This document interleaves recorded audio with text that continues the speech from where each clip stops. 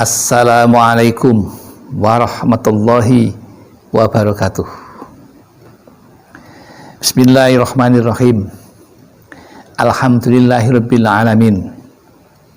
Sholawatullahi wassalamuhu ala Ahmad wa qarabatihi wa ala alihi wa ashabihi wa itratihi wa azwajihi, amma ba'd.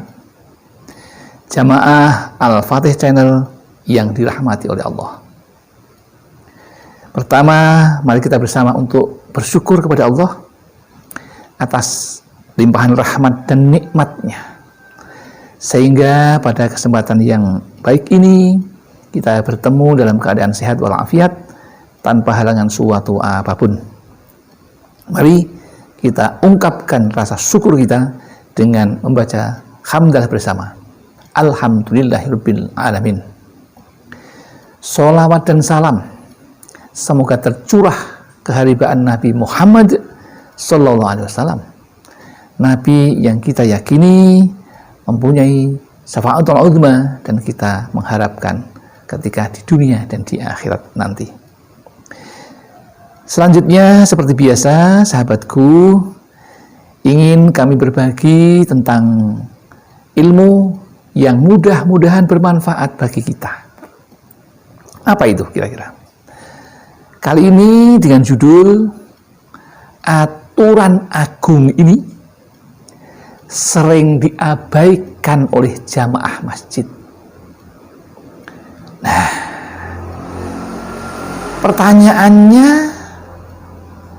kenapa ya kok jamaah sering mengabaikan ini? Jawabannya, kemungkinan yang pertama, memang tidak tahu aturan agung itu apa. Yang kedua, sudah tahu tapi tetap melanggar aturan.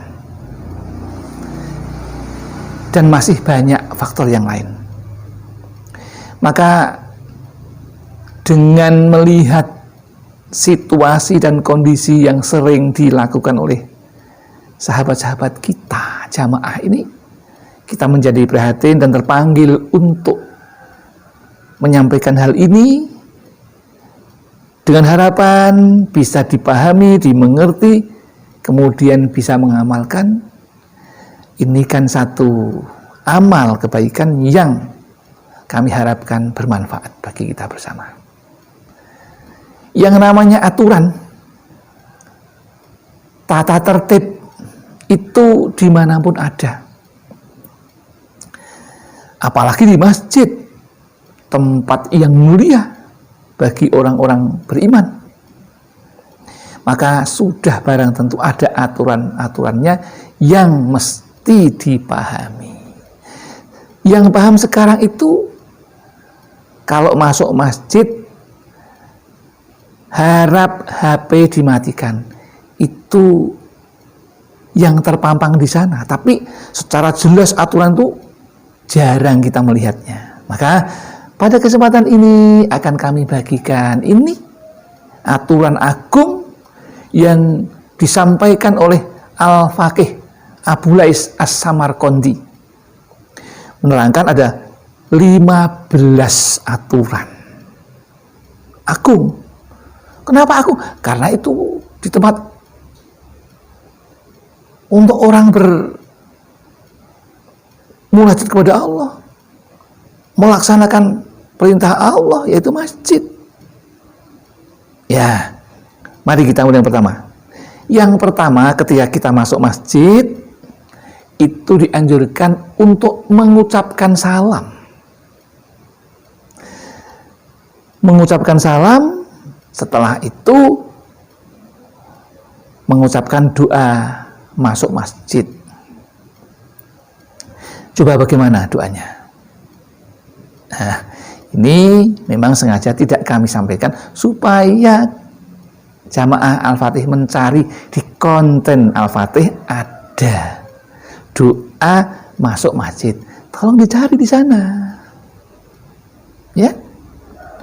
Ini lebih baik daripada diberitahu, karena sudah tolong dicari di sana. Ya, yang kedua, aturan yang kedua, yaitu dianjurkan untuk sholat sunnah 2 rakaat. Siapa? Apa dasarnya? Dasarnya tentu perintah Nabi Muhammad Sallallahu Alaihi Wasallam yang bunyinya demikian: Bismillahirrahmanirrahim. Likulli say'in tahiyatun wa tahiyatul masjidi raka'ataini.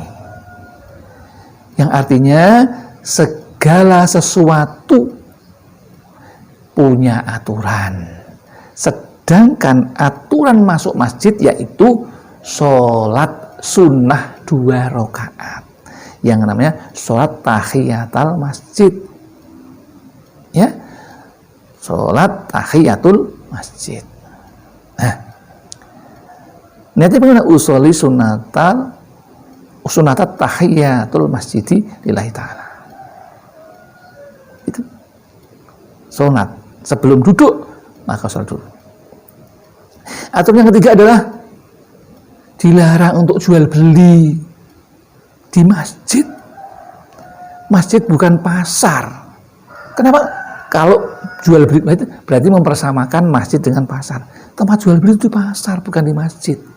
Jadi kalau orang jualan di masjid itu sebenarnya nggak boleh aturannya.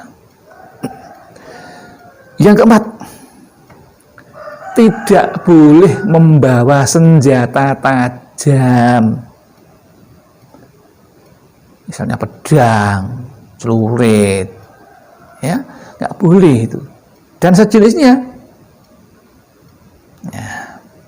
Kemudian yang kelima, yaitu tidak boleh mencari barang hilang di masjid. Wah, tempat saya hilang di masjid, nggak usah, diam aja, cari aja. Apalagi mencuri, nggak boleh, sangat tidak boleh apa di masjid. Tapi kebanyakan sering kita ada kecurian di masjid, sangat tidak tahu aturan itu. Oh, di masjid itu nggak boleh begitu kok. Mencari barang hilang di masjid nggak boleh kok. Apalagi mencuri. Sandal yang sering hilang ini, ya, sepatu, sepeda motor sering hilang di masjid. Nah, ini tidak boleh. Kemudian yang ke-6, tidak boleh mengeraskan suara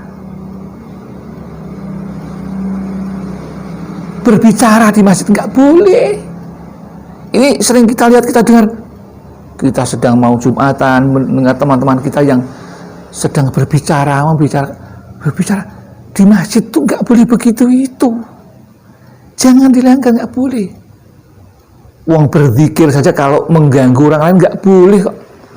Maka yang dinamakan berzikir yang diperbolehkan itu ketika sebelum sholat itu dilaksanakan, yang baik itu yang tidak mengganggu, ya, dengan cara berbisik saja, dengan suara yang pelan.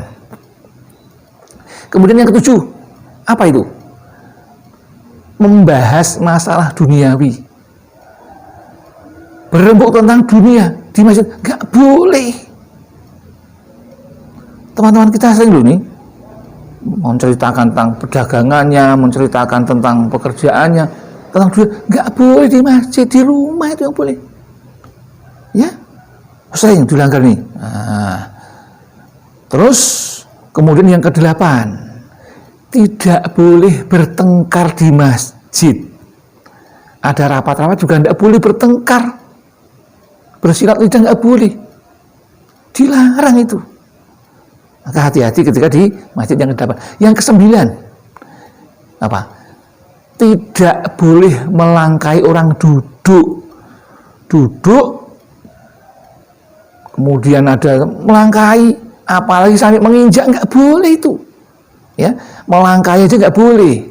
Jadi kalau emang terlambat ya di belakang, nanti kalau udah mulai berjamaah kita menyesuaikan soft yang ada, yang kosong, nggak boleh melangkai itu.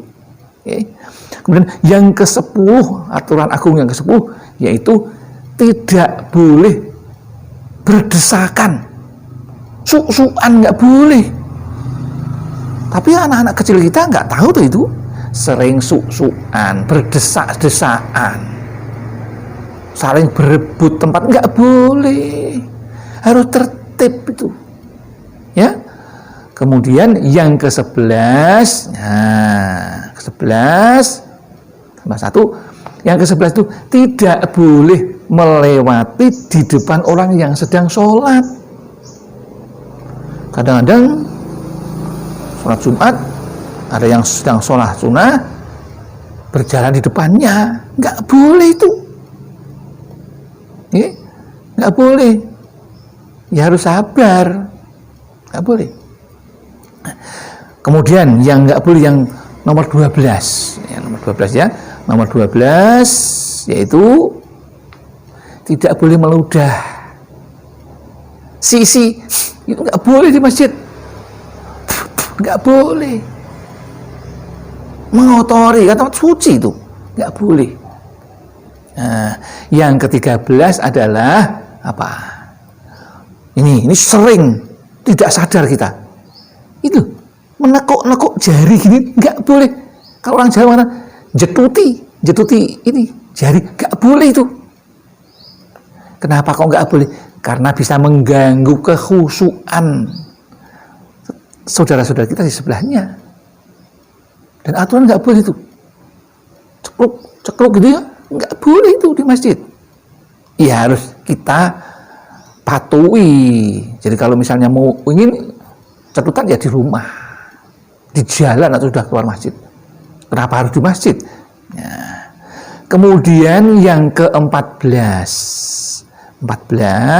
yaitu apa? Dianjurkan membersihkan kotoran kalau ada najis, dibersihkan, tidak usah iren, maka bersihkan, ya, karena membersihkan kotoran di masjid itu pahala yang luar biasa, ya. Ini ada satu keberkahan yang pernah dialami oleh seorang santri yang di pondok di masjid itu, sukanya, keinginannya mengerjakan kalau ada masjid kotor, ya langsung membersihkan, dan ilmunya menjadi berkah. Siapa? Kiai Haji Khudori Tegalrejo. Itu di pondok sukanya membersihkan kalau ada najis, telek ayam, kotoran ayam, langsung bersihkan. Berkahnya dia menjadi seorang alim, punya santri yang sampai ribuan jumlahnya itu. Tegalrejo, pondok Tegalrejo itu. Ini cerita yang menurut logika tidak masuk akal, tapi ini bagi Allah masuk akal. Ya. Kemudian yang terakhir, dianjurkan di masjid itu selalu berzikir kepada Allah. Jadi kalau kita berzikir, maka tidak mungkin kita akan berkata-kata, akan nyetuti ini jari, nggak mungkin. Maka yang dianjurkan adalah berzikir kepada Allah. Banyak yang bisa dilakukan dengan istighfar, membaca tahlil, membaca tahmid, membaca khauqolah, banyak membaca sholawat, membaca doa-doa yang lain, ya. Nah, demikian, mudah-mudahan ini bisa dipahami, dimengerti, dan diamalkan oleh saudara-saudara kita yang sering berjamaah ke masjid, baik ibu-ibu maupun bapak-bapak maupun anak-anak maupun pemuda. Ingat, tidak boleh berbicara di masjid yang apalagi saat menjelang sholat, nggak boleh, ya. Udah, itu aja yang kami sampaikan. Mudah-mudahan ada manfaatnya, sederhana tapi besar manfaatnya. Mudah-mudahan dilaksanakan sehingga saudara akan menjadi berkualitas beribadahnya, dan kami pun mendapatkan sedikit bagian tabungan dari pahala untuk akhirat. Ada kesalahan, kami yang melakukan karena kami masih kurang akan ilmu, ada benar itu semata-mata Allah yang benar. Kemudian akhir kalam, billahi taufiq wal hidayah wal inayah wal barakah. Assalamualaikum warahmatullahi wabarakatuh.